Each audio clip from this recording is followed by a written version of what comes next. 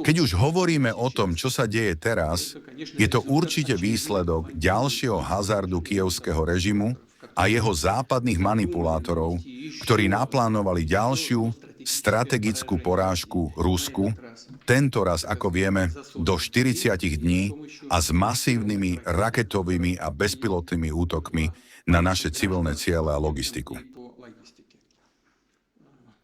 Cieľ bol verejne deklarovaný. Zničenie celých sektorov hospodárstva našej krajiny, podkopanie jednoty nášho ľudu a súdržnosti ruskej spoločnosti. Stručne povedané, cieľom je priviesť Rusko ku kolapsu, o čom už dlho snívali a o čom neustále hovorili. 5. augusta, ako vieme, táto 40-dňová lehota uplynula. Vynára sa teda otázka, aký bol výsledok. Samozrejme, útoky na civilné, v podstate nechránené ciele a predovšetkým na civilistov spôsobujú našej krajine ekonomické škody a vedú k stratám.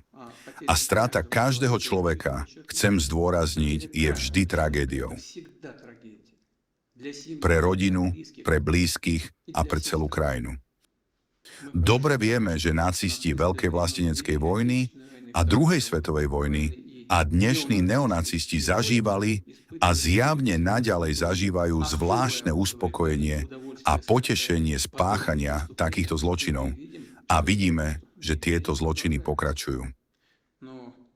Konečný výsledok pre nepriateľa sa však ukázal byť presným opakom toho, čo sa očakávalo.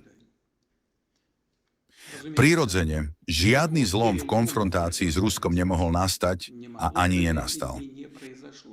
Kyjevský režim a jeho páni nemôžu, nezískali a nikdy nezískajú žiadnu výhodu.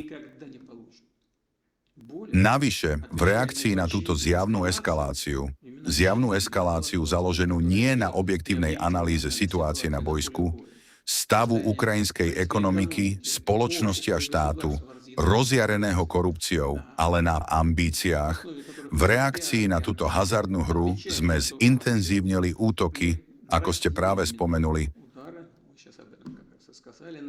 proti ukrajinským podnikom obranného priemyslu, vrátane tých v Kyjeve.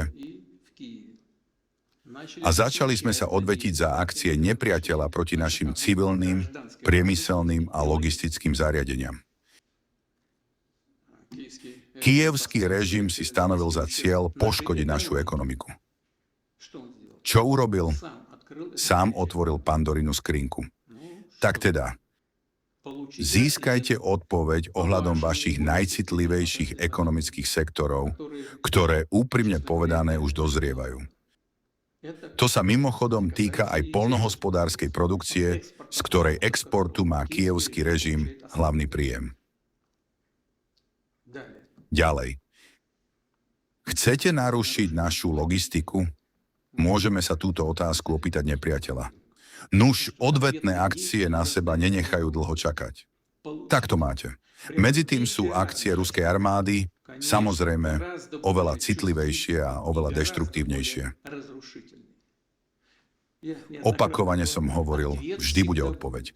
A čo je najdôležitejšie, akcie nepriateľa nemali žiadny vplyv na situáciu na fronte. Navyše, naše jednotky nielen pokračujú v ofenzíve vo všetkých smeroch, ale dokonca zvýšili svoju dynamiku postupu. Ruské ozbrojené sily s istotou riešia úlohy, aby plne dosiahli ciele špeciálnej vojenskej operácie. Samozrejme musíme a budeme naďalej zlepšovať náš systém protivzdušnej obrany a rozširovať jeho možnosti. Musíme zlepšiť koordináciu medzi bezpečnostnými a civilnými zložkami na všetkých úrovniach a využiť možnosti štátnych podnikov a súkromných podnikov.